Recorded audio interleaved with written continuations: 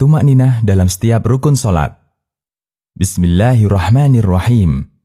Perkenankan kami berbagi tumakninah ketika solat. Sebelum membahas rukun-rukun solat setelah membaca surat, perlu kita pahami terlebih dahulu tentang satu rukun dalam solat yang sering dilupakan, yaitu tumakninah. 1.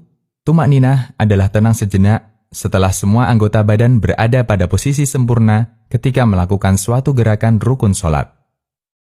Tumakninah ketika ruku' berarti tenang sejenak setelah ruku' sempurna. Tumakninah ketika sujud berarti tenang sejenak setelah sujud sempurna, dan seterusnya. 2. Tumakninah dalam setiap gerakan rukun solat merupakan bagian penting dalam solat yang wajib dilakukan. Jika tidak tumakninah, maka solatnya tidak sah. Di antara dalil yang menunjukkan wajibnya tumakninah, pertama, suatu ketika ada seseorang yang masuk masjid kemudian sholat 2 rakaat. Seusai sholat, orang ini menghampiri Nabi SAW yang saat itu berada di masjid. Ternyata Nabi menyuruh orang ini untuk mengulangi sholatnya. Setelah diulangi, orang ini balik lagi dan disuruh mengulangi sholatnya lagi. Ini berlangsung sampai 3 kali, kemudian Nabi SAW mengajarkan kepadanya cara sholat yang benar. Ternyata masalah utama yang menyebabkan sholatnya dinilai batal adalah karena dia tidak tumakninah, dia bergerak ruku' dan sujud terlalu cepat. Hadis riwayat Bukhari, Muslim, dan yang lainnya. Kedua, dari Hudzaifah radhiyallahu anhu bahwa beliau pernah melihat ada orang yang tidak menyempurnakan ruku' dan sujud ketika sholat dan terlalu cepat. Setelah selesai ditegur oleh Hudzaifah, "Sudah berapa lama Anda sholat semacam ini?" Orang ini menjawab, 40 tahun. Hudzaifah mengatakan, "Engkau tidak dihitung sholat selama 40 tahun, karena sholatnya batal."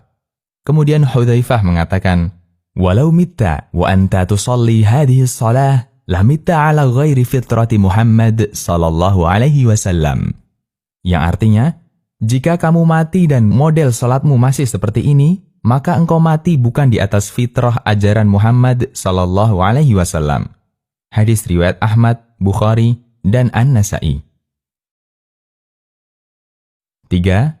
Karena tumakninah hukumnya wajib, maka kita tidak boleh bermakmum dengan orang yang sholatnya terlalu cepat dan tidak tumakninah.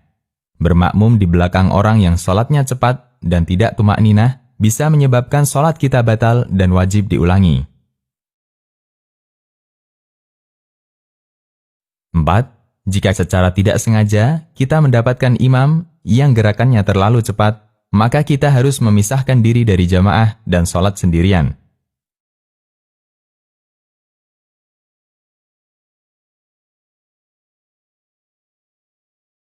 5. Orang yang terlalu cepat sholatnya sehingga tidak tumakninah disebut oleh Nabi SAW sebagai orang yang mencuri ketika sholat. Nabi SAW bersabda, "Aswa'un nasi sariqah alladhi yasriqu min salatih." Yang artinya, pencuri yang paling jelek adalah orang yang mencuri sholatnya. Para sahabat bertanya, "Ya Rasulullah, bagaimana orang mencuri sholatnya?"